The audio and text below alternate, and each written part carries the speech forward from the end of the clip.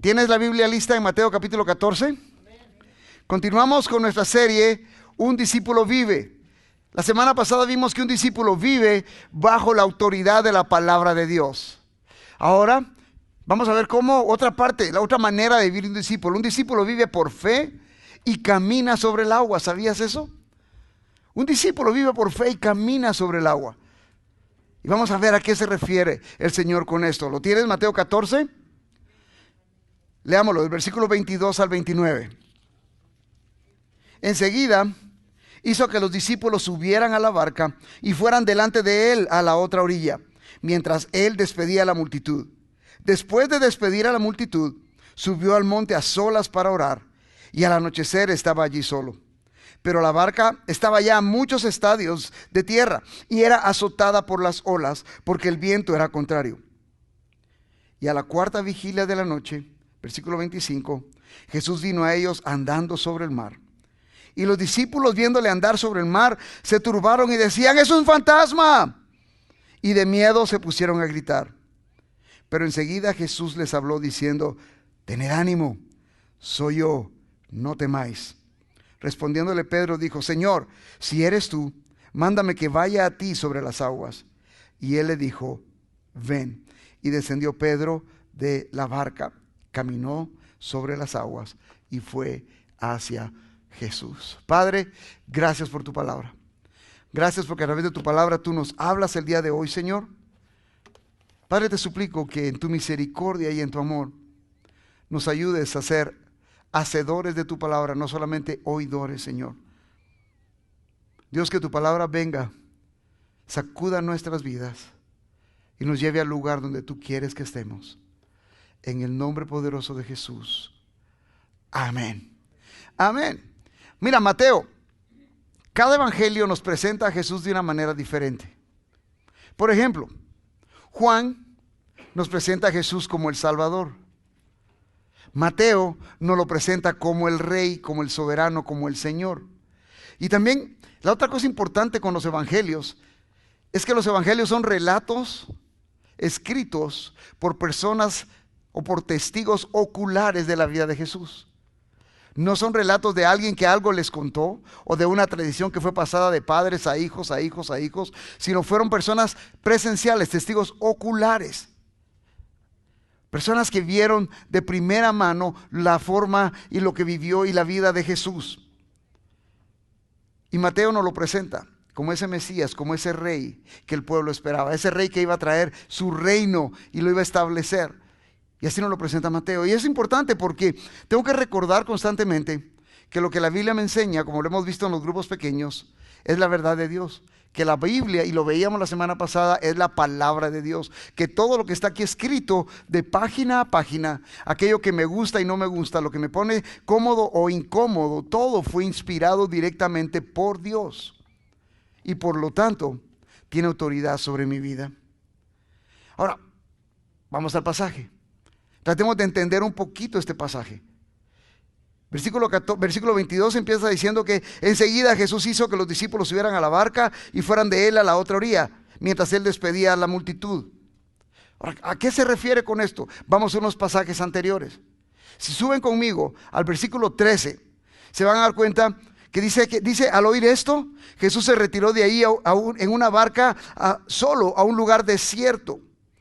Y cuando las multitudes lo supieron, le siguieron a pie desde las ciudades. Ahora Jesús se retira en una barca solo a un lugar desierto. Él quería estar aparte, él quería tener un tiempo a solas con Dios. ¿Por qué?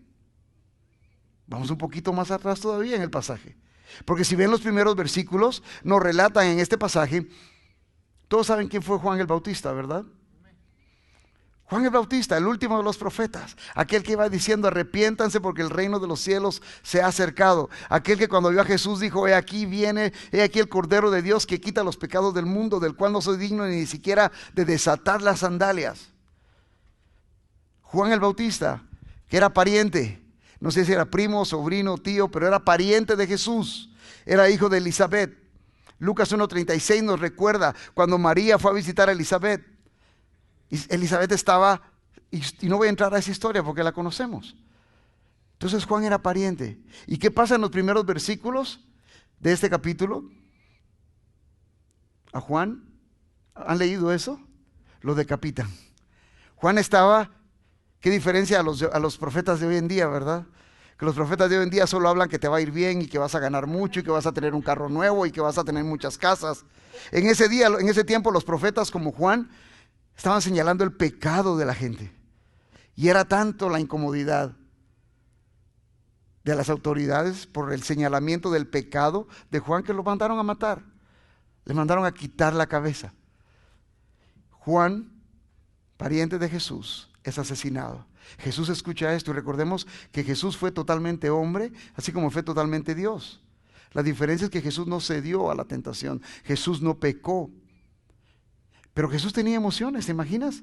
¿Cómo te sentirías tú si te enteras que mataron a un pariente tuyo? Especialmente de esa forma, que fue decapitado por hablar el evangelio. ¡Oh, qué bueno!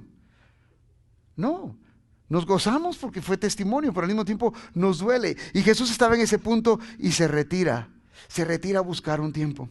Dice que cuando Jesús escuchó de la muerte de Juan el Bautista, se retiró a un lugar desierto, a un lugar solitario. ¿Se imaginan lo que Jesús estaba experimentando en ese momento? Y los discípulos que estaban con él, viendo a Jesús de esa manera.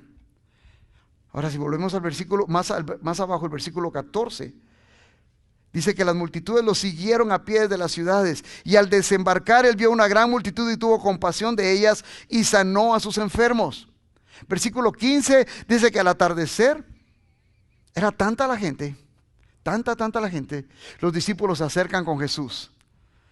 Señor, mira, toda esta gente hay que darles de comer. ¿Qué vas a hacer? ¿Qué vamos a hacer? ¿Cuál fue la respuesta de Jesús? Denle ustedes de comer. Denle ustedes de comer. Y ustedes conocen el resto de la historia.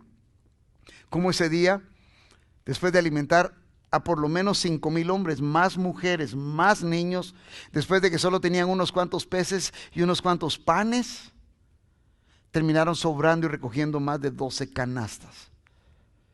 ¿Por qué menciono todo esto? Tú como discípulo, ponte en el lugar de los discípulos. Los discípulos vienen de ver a un Jesús triste, tal vez acongojado por la muerte de su pariente. Se ve solo, la gente lo sigue y de repente Jesús hace el milagro y multiplica los panes y los peces. Y ahí estaban los discípulos. ¿Cómo crees que sentirían los discípulos? ¿Cómo crees que estaría su fe en ese momento? Wow, yo no sé en tu caso, pero si yo veo algo así, mi fe como que le ponen esteroides, como que le ponen una inyección de vitamina B12 y se me sube todo el sistema inmunológico y crece y mi fe aumenta.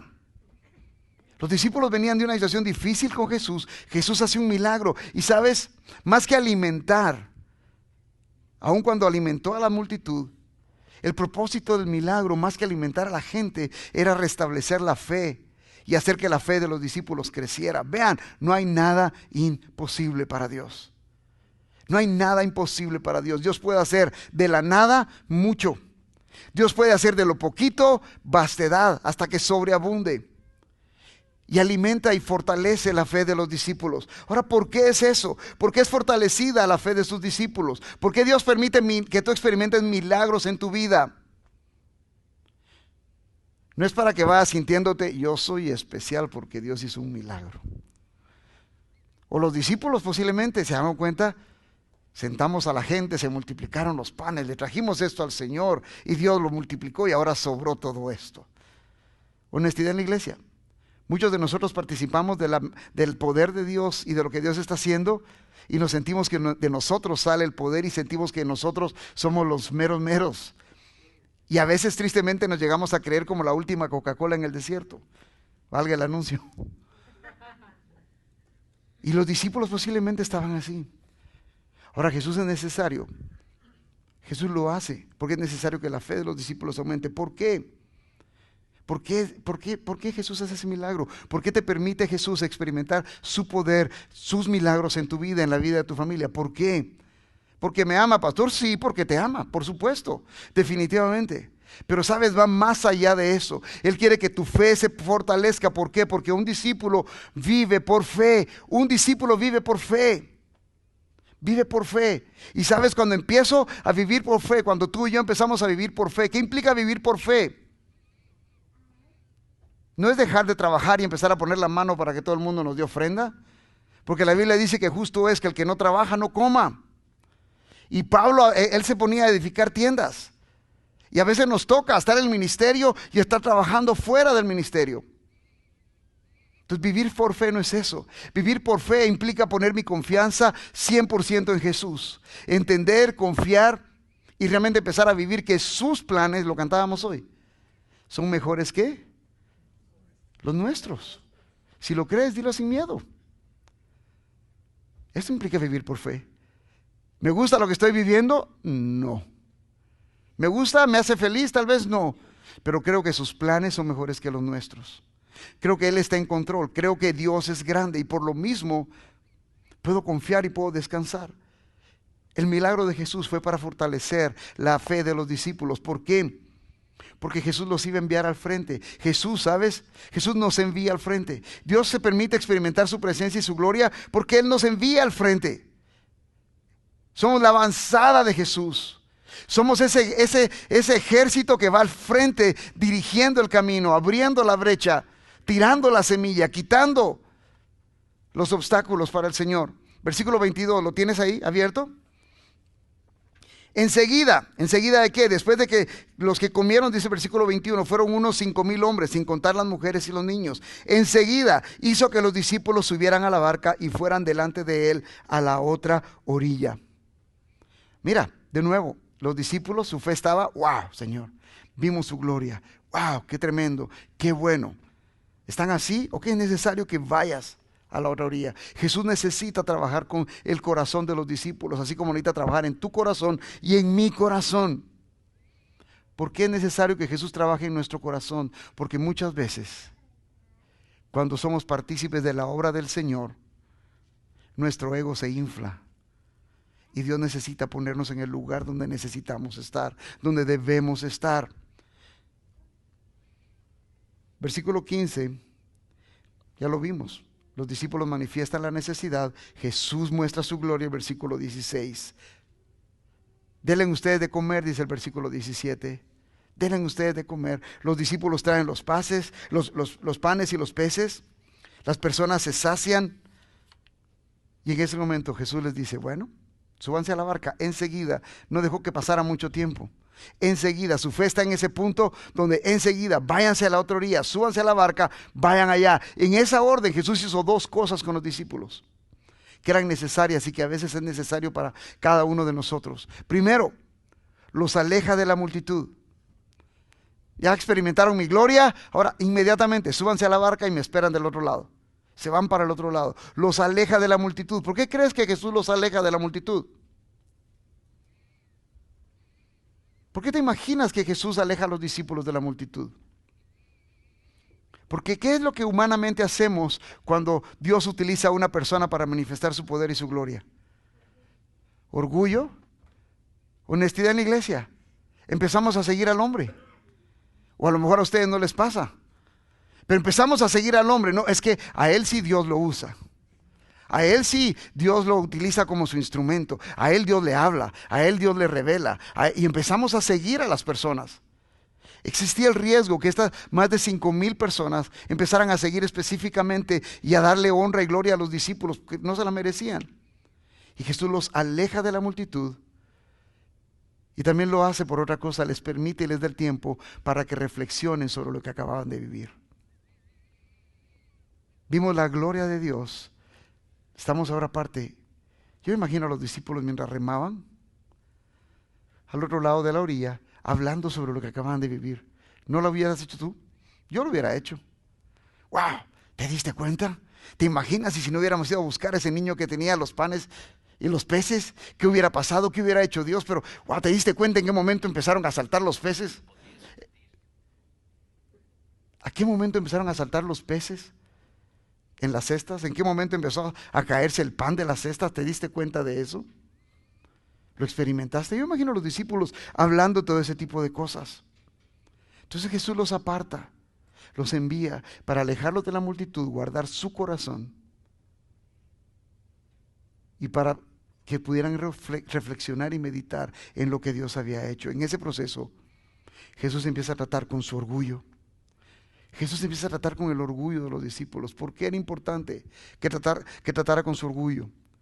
Porque los envió a abrir brecha. Vayan ustedes delante de mí. Y sabes, cuando Jesús nos envía al frente, cuando Jesús nos envía delante de Él, no es fácil. Vamos a enfrentar muchas cosas que pueden afectar nuestro orgullo. Una de las cosas que podemos enfrentar es el rechazo. Nos rechazan. ¿Has sido rechazado alguna vez por Cristo? Borracho, fiestero, relajero. Cuando me entrego a Cristo, ¿qué es lo primero que me dice mi familia? Te arruinaste, Luis. Híjole, te echaste a perder, Luis. Ya no sirves, Luis. Y un rechazo total.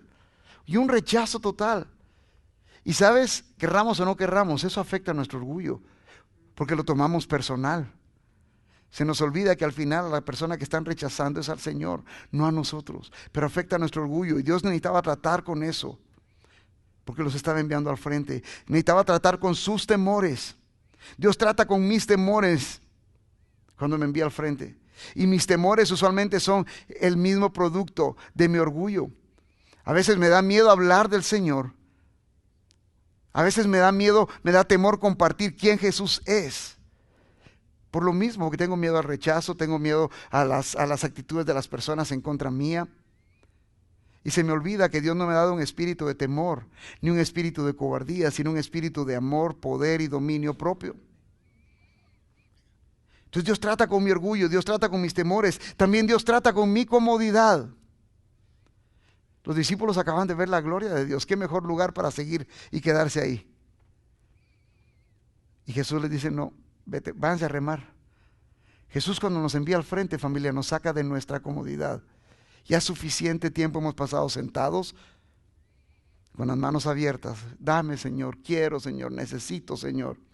Jesús nos envía al frente, nos saca de nuestra comodidad, pero también trata con mi fe. Trata con mi fe. ¿Por qué? Porque sin fe es imposible agradar a Dios. Sin fe es imposible agradar a Dios. ¿Qué es fe? ¿Qué es fe? Y todos conocemos la descripción de Hebreos 11:1, ¿verdad? Fe es pues la certeza de lo que se espera, la convicción de lo que no se ve. Pero mira, déjame darte una definición de fe, tal vez un poco más entendible que eso. Fe, yo pongo fe, es creer en las promesas de Dios y confiar en Él por los resultados sin importar mis circunstancias. Para mí eso es fe. Voy a creer en las promesas de Dios. Voy a creer en las promesas de Dios. Voy a confiar que mis resultados, los resultados están en las manos de Dios a pesar de mis circunstancias. A pesar de mis circunstancias. Voy a creer que Dios está en control. Entonces Dios trata con mi fe. Es necesario que mi fe crezca. Somos salvos por fe. Somos salvos por gracia. Eso es vivir por fe. Vivir por fe es reconocer que soy pecador y necesito a Jesucristo como mi Salvador y que a menos que me rinda a sus pies voy rumbo al infierno. Eso es vivir por fe. Vivir por fe es reconocer la identidad que tengo en Cristo. Vivir por fe es entender que no importa lo que haga o deje de hacer, el amor de Dios para mí no cambia porque el amor de Dios es igual todo el tiempo. Vivir por fe es entender y agradecer que Dios me ama a pesar de lo que soy. ¿Sabías eso? A pesar de lo que eres, Dios te ama. Eso es vivir por fe. Vivir por fe es creer que Dios está actuando aunque no lo vea. Vivir por fe es confiar plenamente en el Señor. No entiendo lo que pasa, no me gusta, me hace llorar, me produce dolor, me da temor, Señor, pero voy a creer que tú estás en control. Vivir por fe es abrir mis labios al orar, sabiendo que Dios me escucha y sabiendo que Dios responde. No necesariamente como yo quiera y cuando yo quiera, porque Dios no es mi esclavo, ni mi genio de la lámpara. Pero voy a vivir por fe. Dios trata con mi fe. Versículo 23. Después de despedir a la multitud, subió al monte a solas para orar. Y al anochecer estaba allí solo. Mira, Jesús necesitaba estar a solas con el Padre. Jesús necesitaba estar a solas. Envió a los discípulos por su lado y él se fue a solas. Lo intentó hacer la primera vez. Las multitudes lo siguieron. Pero él buscaba ese tiempo a solas con el Padre. ¿Por qué crees que Jesús buscaba constantemente ese tiempo a solas con el Padre? Para fortalecerse. ¿Sabes? Jesús sabía que el Padre lo escuchaba. Jesús sabía que el Padre respondía. Jesús buscaba intencionalmente ese tiempo a solas con el Padre. Jesús envía a los discípulos y él se va a solas. ¿Qué hago cuando estoy dolido, cuando estoy triste o cuando estoy súper emocionado por ver el poder de Dios actuar? ¿Cómo reacciono? ¿Cómo reaccionas ante eso? En medio de la tormenta, en medio del dolor, en medio del sufrimiento, en medio de no saber qué va a pasar, en medio de la incertidumbre. ¿Cómo reaccionas ante eso? Cuando ves el poder de Dios actuar en tu vida, ¿cómo reaccionas ante eso? ¿Sales a hacer fiesta? ¿O buscamos un tiempo a solas con el Señor para traer ante Él nuestra carga, para traer ante Él nuestra gratitud? ¿Cómo reaccionamos? Jesús nos da el ejemplo, nos llama a eso. ¿Sabes? Jesús nos envía al frente porque un discípulo vive por fe. Pero cuando Jesús nos envía al frente, prepárate. Cuando Jesús te envía al frente, prepárate. ¿Escuchaste? Cuando Jesús nos envía al frente, prepárate. Dile al que al lado tuyo, prepárate. Prepárate. ¿Por qué debemos prepararnos? Porque no va a ser fácil, familia. Y en ese proceso nuestra fe va a ser probada. Tu fe va a ser probada. ¿Todos a favor de ir al frente por Jesús? Amén. No muchos, ¿va? Pero bien. En las Fuerzas Armadas acá en Estados Unidos dicen Rangers leads the way. Nosotros somos esos que van al frente, emocionados por eso. Sí, Señor, aquí estoy. Envíame a mí. ¿Cuántas veces lo has dicho? Dios quiere enviarte, Dios nos está enviando al frente, pero en ese proceso nuestra fe, tu fe va a ser probada. Versículo 24. Pero la barca estaba ya a muchos estadios de tierra y era azotada por las olas porque el viento, ¿qué dice tu Biblia? Era contrario. Ellos iban remando para acá y el viento venía en contra. El trabajo, el esfuerzo era mayor. Jesús termina de orar, versículo 23. Era ya de noche, estaba solo. ¿Cómo es eso, verdad? Esos tiempos privados con el Señor. Y aún cuando invitamos, ¿sabes cuál es la reunión menos asistida de la mayoría de iglesias? La de oración. Pero todos creemos en la oración. Pero todos creemos que Dios escucha y que Dios responde. Pero a la que menos asistimos es a la oración. Es como que fuera el día feriado del Señor. Aquí no. En otros lados sí pasa. Aquí no pasa. Aquí no pasa. Pero la barca estaba ya en muchos estadios de tierra. ¿Qué implica muchos estadios de tierra? Y solo para aclarar esos puntos, Juan 6:19 nos dice que la distancia era de entre 25 y 30 estadios de la distancia de la tierra. Lo que los discípulos habían avanzado remando era entre 25 y 30 estadios. ¿Sabes qué distancia es esa? ¿Cuánto mide un estadio? Yo tuve que buscarlo porque esas medidas ya no las conozco. Estoy viejito, pero no tanto. 25 o 30 estadios, está hablando de más o menos 3 millas. 3 millas de distancia de la tierra. En kilómetros de, ¿no qué? Serían 3 millas, 4 o 5 kilómetros de distancia de la tierra. De la orilla, de la playa. Todo el lago tenía un ancho de casi 8 millas. O sea que ellos iban a la mitad, ya habían avanzado, estaban remando. Y dice que era azotada por las olas porque el viento era contrario. Estos hombres ¿crees tú que tenían experiencia en el mar? Sí. Pescadores, hombres rudos, hombres fuertes. Los millennium todavía no existían. No, es broma. Pero eran hombres toscos, hombres fuertes, hombres rudos que estaban ahí, tenían experiencia y lo hacían y era azotado por el mar. Y su fe fue probada. ¿Te imaginas? ¿Has estado alguna vez en una tormenta? Hace muchos años. tuve la experiencia de trabajar en un crucero. Y en ese crucero, una vez nos agarró una tormenta increíble. Íbamos navegando de Nueva York a las Islas Bermudas y nos agarró una tormenta increíble. Y te estoy hablando de un barco grandísimo, un crucero. Y es increíble cómo el viento en contra levanta las olas. Había momentos en que el barco se levantaba tanto que lo único que alcanzábamos a ver eran las nubes. Y cuando la ola bajaba, el barco azotaba y lo único que mirábamos era el agua y la siguiente ola que venía. Ahora imagínate una barca como la que iban los discípulos. Ellos remando, el viento en contra. Su fe estaba siendo probada. Aquí el pasaje no nos lo dice, pero si yo hubiera estado en su lugar, posiblemente les hubiera dicho, miren, les puedo sugerir, vamos en contraviento, mejor demos la vuelta y regresemos. Que el viento nos ayude a regresar más rápido a la orilla, que aquí nos vamos a hundir. Posiblemente eso hubiera hecho. ¿Y por qué lo digo? Porque yo creo que muchos de los discípulos tal vez estaban pensando aún lo mismo. Cuando estoy lejos de Jesús, cuando me separo de Jesús, mi fe es probada. Mi fe es probada. Los temores llegan. Cuando estoy pegado a Jesús, cuando estoy teniendo esa comunión con Jesús, cuando estoy pasando tiempo con Jesús, ¿cómo me siento? ¿Cómo te sientes tú cuando estás constantemente? Toda esta semana que has estado leyendo tu palabra, que has estado buscando al Señor en oración, que has estado pegado a Jesús, ¿cómo te sientes? Fuerte. Que se venga lo que se venga, aquí estoy. Nos creemos un David en contra de Goliat, ¿verdad? Aquí está, véngase. Dejamos de hacerlo, nos separamos un poquito. ¿Y qué es lo que sucede en nuestra vida? Honestidad en la iglesia. Empiezan las dudas, empiezan los temores. ¿Y qué si el Señor no contesta?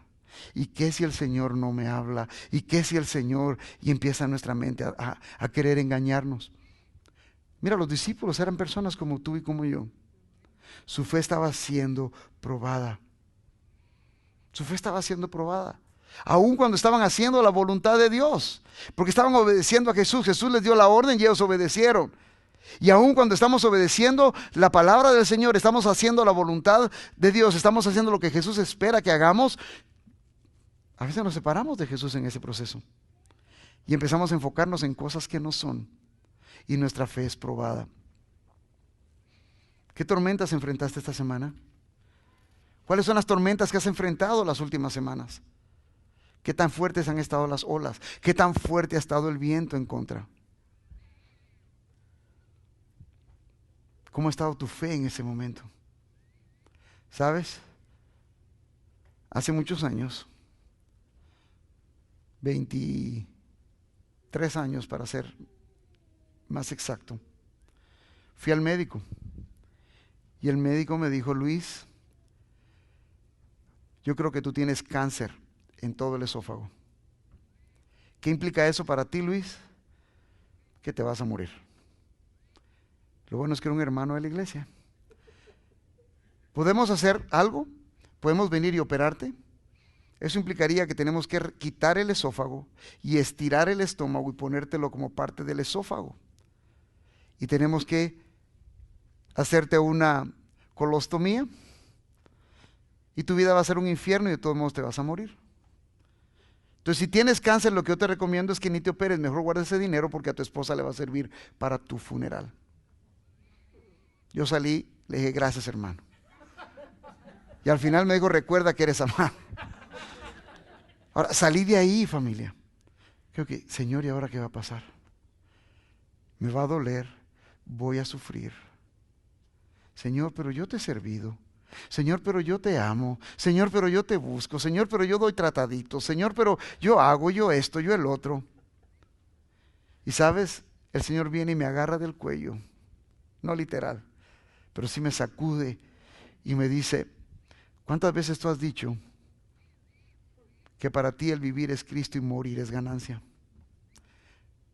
¿No crees que ya es hora que lo empieces a vivir? Porque, Señor, mi fe estaba siendo probada y Dios en su misericordia me hace reaccionar y me hace ver que Él tenía el control. Si vives, para mí vives, y si mueres, para mí mueres. Entonces, ¿cuál es el problema, Luis? ¿De qué lloras? ¿De qué te quejas? Y en medio de esa tormenta, el consuelo de Dios llega. Y Dios nos da el consuelo a cada uno en base a lo que necesitamos. Mira, yo no necesito palabras suavecitas para entender, yo necesito que Dios me agarre y me agarre a cachetadas y me sacuda. Y lo hizo. Y lo hizo. 23 años después sigo aquí, libre de cáncer. No lo tenía. Los exámenes dijeron, no lo tienes, pero se te va a dar, me dijo el doctor, te va a dar. Te va a dar. Y aquí estoy 23 años después. Y el último examen revela que sigo bien. Ahora, ¿a qué voy con todo eso? Dios va a probar nuestra fe, Dios va a probar tu fe. ¿Qué tormentas has vivido esta semana? ¿Has recibido alguna indicación negativa del médico? ¿Estás a punto de perder el trabajo? ¿Te vas a quedar sin casa? ¿Te estás viviendo debajo de un puente? ¿Cuál es tu tormenta? Jesús está ahí. Jesús está probando tu fe. Voy a creer. ¿Sabes? ¿Te recuerdas el concepto que te dije de fe? Voy a creer en las promesas de Dios. Voy a creer en sus promesas, voy a confiar en sus resultados a pesar de mis circunstancias. Por eso es que un discípulo vive por fe y aprende a caminar sobre el agua. Iglesia Brave, en esa tormenta que vivimos a veces, en esa incertidumbre que estamos atravesando, ¿sabes? Jesús llega en el momento menos esperado. Cuando menos lo esperamos, Jesús aparece. En medio de tu tormenta, en lo más oscuro, Jesús llega. Jesús llega cuando menos lo esperas. Jesús llega cuando menos lo espero. Yo en ese momento del diagnóstico, honestidad en la iglesia, de lo que menos me acordé en ese momento fue de ir a Dios y decirle, ten misericordia. Mi mente se fue en me va a doler, cómo voy a sufrir, cuánto voy a durar, qué va a hacer, qué va a pasar, esto y esto y esto. Pero Jesús llegó en el momento en el que menos lo esperaba. Cuando estaba llorando y pataleando como un niño malcriado, cuando me estaba quejando, Jesús llega. Versículo 25. A la cuarta vigilia de la noche. Jesús llega en el momento más oscuro. En el momento más oscuro de tu vida, Jesús se aparece. Cuando Jesús me salva, nadie daba nada por mí. Mi esposa estaba a punto de agarrar maletas con mis hijas y dejarme porque ya no me aguantaba. En ese momento oscuro, cuando yo lo veía todo perdido, Jesús llega. Jesús llega. Jesús llega. Dice que Él llegó a la cuarta vigilia de la noche. La noche estaba dividida. La noche era de 6 de la mañana a 6 de la tarde y estaba dividida en 4 vigilias de 3 horas cada una. Entonces Jesús llega a la cuarta vigilia. Jesús llega cuando estaba a punto de amanecer, entre las 3 y las 6 de la mañana. ¿Ya has escuchado ese dicho que dice que cuando ya va a amanecer es cuando se pone más oscuro? Ahí en ese momento llega Jesús. En ese momento llega Jesús. En el momento más oscuro. Yo no sé cómo está tu vida hoy. Jesús la sabe. A lo mejor estás en un punto donde ya no aguanto, ya no quiero, ya no puedo seguir. Estoy a punto de tirar la toalla. En ese momento de oscuridad donde sientes que no vales, que nadie te ama, que nadie da nada por ti. En ese momento oscuro, Jesús llega. Jesús viene en la cuarta vigilia de la noche. Cuando menos lo esperamos, en el momento más oscuro. Cuando ya no hay fuerzas. Cuando ya no hay fuerzas. Versículo 25 continúa diciendo, Jesús vino a ellos andando sobre el mar. Mira, los discípulos tenían varias horas de estar en el mar. Y habían recorrido 3 millas. En contra del viento, remando, ni siquiera con un motor. Remando, ¿te imaginas eso? Remando contra el viento, en la tormenta.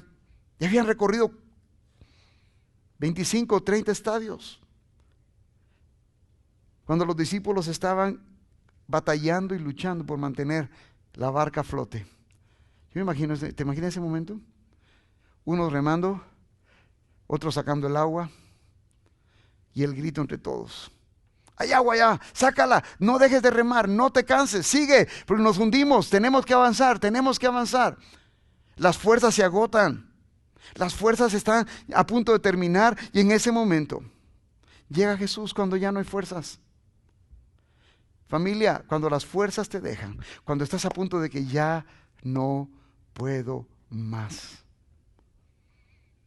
cuando estás a punto de simplemente bajar los brazos, en ese momento Jesús llega. En ese momento Jesús llega. ¿Sabes? Aquellas personas que saben nadar y se ahogan, usualmente se ahogan cuando ya están cerca de la orilla. Están a punto de llegar a la orilla y salvarse. Están tan agotados que se rinden. Y es en ese momento en que se ahogan. Cuando las fuerzas nos dejan, cuando ya no hay fuerzas. Entonces, iglesia, Jesús llega cuando ya no puedes. Mira, no te canses, no bajes los brazos.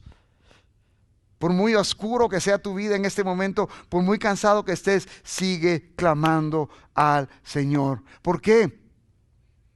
Porque el que busca, encuentra. Al que pide, se le da. Al que toca, se le abre. No nos cansemos, sigamos buscando, sigamos pidiendo, sigamos clamando. Yo no sé cuál es la tormenta que tú tienes. Si es personal o es debido a un miembro de tu familia. Y posiblemente estás como que, ok, Señor, ya me rindo. Ahí, aquí. Me rindo, Señor. Jesús llega en ese momento. No te canses, iglesia. Sigue, confía, vive por fe, vive por fe. Jesús llega cuando estoy en el momento más oscuro. Jesús llega cuando ya no tengo fuerzas, pero también Jesús llega cuando todas mis circunstancias me hacen dudar. Señor, entiendo que tú estás en control, creo que tú tienes el poder, pero mira mis circunstancias, mira las olas, Señor, cada vez están más grandes. Tú tienes poder, pero el viento cada vez está más fuerte. Señor, mira, confío en ti, pero ni la mano me alcanzo a ver del oscuro, de lo que está en mi vida en este momento. Cuando mis circunstancias me hacen dudar, Jesús llega. ¿Y sabes por qué Jesús lo hace? Porque a través de todo eso está probando tu fe, está edificando tu fe, está fortaleciendo tu fe, porque es en esos momentos cuando tú vas a experimentar la gloria de Dios en tu vida.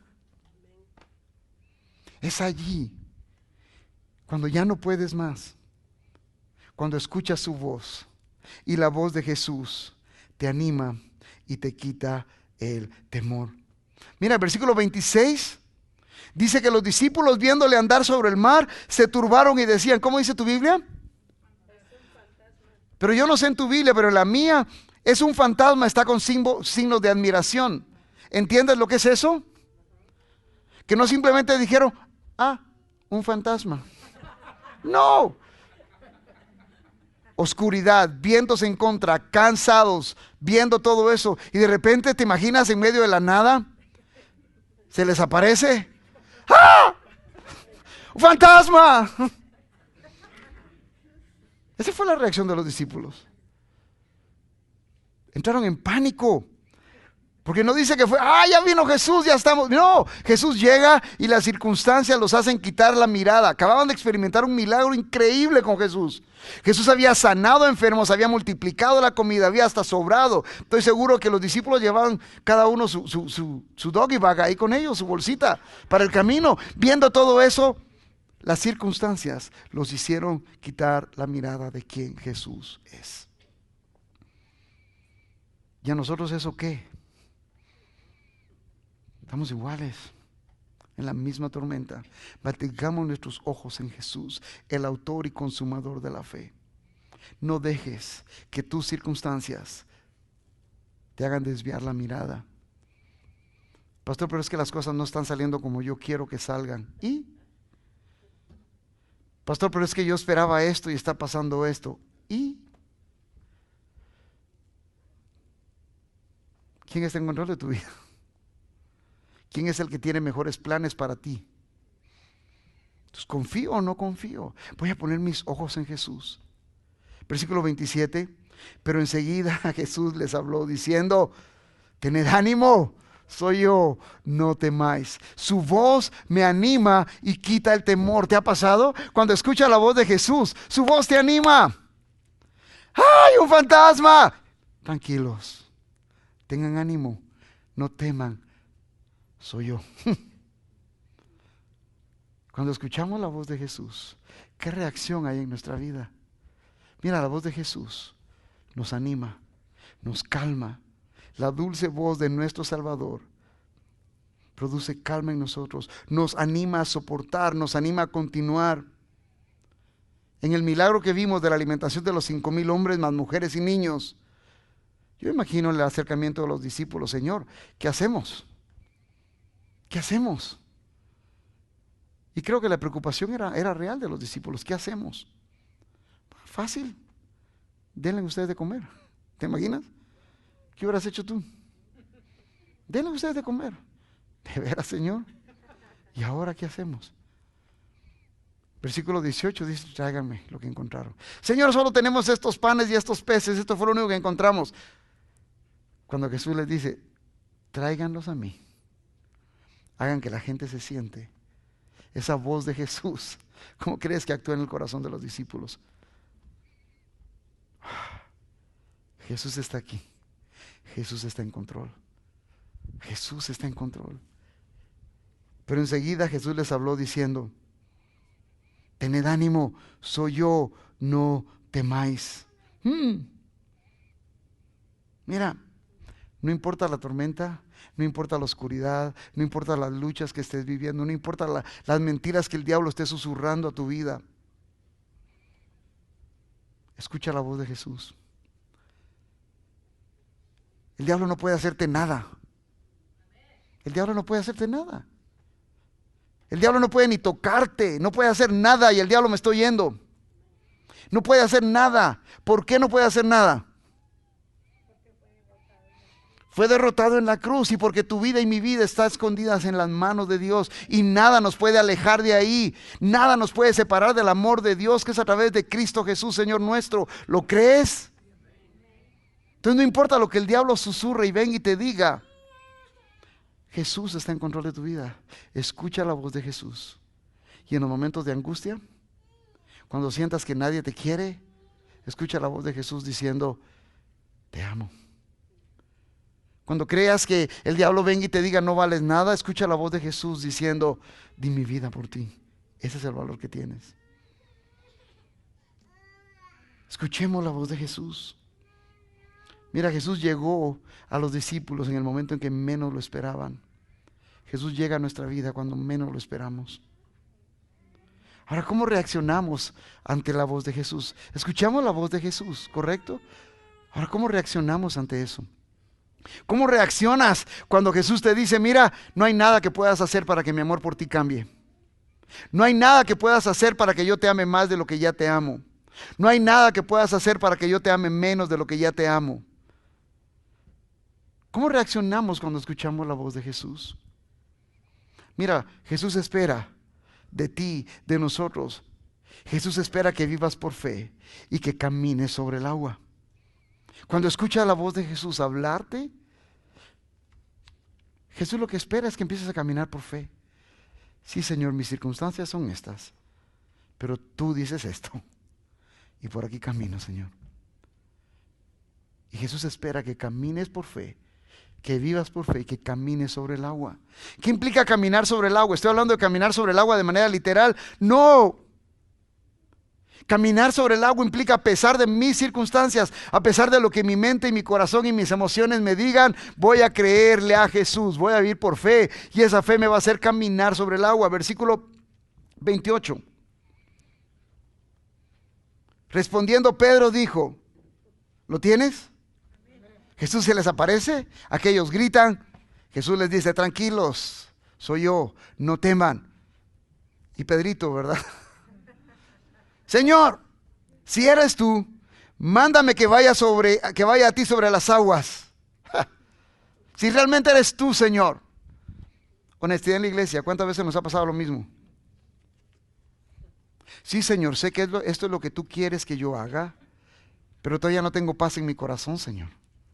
Mientras no tenga paz en mi corazón, no me puedo mover, Señor. Si realmente eres tú, Señor, da paz en mi corazón. Y lo hablábamos la semana pasada. Cuando Jesús estaba en el Getsemaní obedeciendo al Padre, lo que menos tenía era paz. Y a veces desafiamos al Señor y nos dejamos llevar por las emociones, por lo que consideramos, por lo que creemos. Y Pedro le dice, si realmente eres tú, Señor, manda que yo camine a ti sobre las aguas. Y mi Jesús, mi dulce Jesús, pudiendo haberle dicho a Pedro, ¿y tú quién te crees que eres para cuestionarme? ¿Cómo que si realmente soy yo? ¿No escuchas mi voz? ¿No me conoces? ¿Por qué cuestionas lo que te estoy diciendo? Jesús, pudiendo haber reaccionado de esa manera, Jesús reacciona, versículo 29. Y le dice, ¿cuál fue la respuesta? Ven, ven. Señor, ¿realmente quieres que me involucre? ¿Realmente quieres que te sirva en esto? ¿Realmente quieres que haga esto? Si eres tú, Señor. Y Jesús en su amor y en su compasión, simplemente te dice, ven, ven, ven. Y podrás decirme lo que quieras de Pedro. Podrás seguir enfocado en que sí se hundió, dudó y se hundió. Y podrás decirme, pero Pedro negó a Jesús 3 veces. Y podrás decirme, sí, pero Pedro vino y le cortó la oreja al sirviente del sacerdote. Podrás decirme lo que quieras de Pedro. Sin embargo, la reacción de Pedro lo pone en la lista de los únicos 2 hombres en la historia de la humanidad que han caminado sobre el agua. Jesús y él. Y no porque Pedro fuera bueno, sino porque Pedro escuchó la voz de Jesús y decidió saltar de la barca. Familia, Jesús nos dice hoy como Iglesia Brave, ven, caminemos sobre el agua, caminemos sobre el agua. Llegar al día de hoy no ha sido fácil, requiere fe, requiere confianza plena en Jesús, requiere morir a nosotros mismos. Y Jesús nos dice, ven, caminemos. Jesús te está diciendo hoy, camina conmigo sobre el agua. Y sí, te vas a hundir, Jesús ya lo sabe. Jesús sabía que Pedro se iba a hundir y esa es otra prédica para otro día. Jesús sabía que se iba a hundir, ¿o no? Jesús sabía.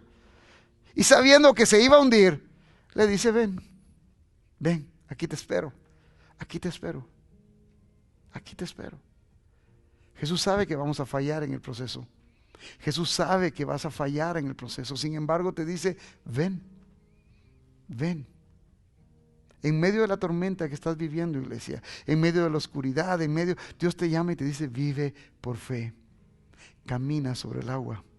Dios no nos llamó a chapotear en el agua o entre el agua. Dios nos llamó a caminar sobre el agua. Eso es vivir por fe. Voy a creer, voy a confiar. ¿Quieres ver la gloria de Dios en tu vida, iglesia? Honestidad en la iglesia. No es una pregunta cauciosa, es una pregunta real. ¿Quieres ver la gloria de Dios en tu vida? Yo quiero ver la gloria de Dios en mi vida. Salgamos del bote. Salgamos de la lancha. Caminemos sobre el agua. ¿Cuál es tu tormenta? ¿Cuál es tu duda? ¿Cuál es tu temor? ¿Cuál es la oscuridad que te rodea? Jesús te dice, ven, ven, ven. Ponte de pie, iglesia.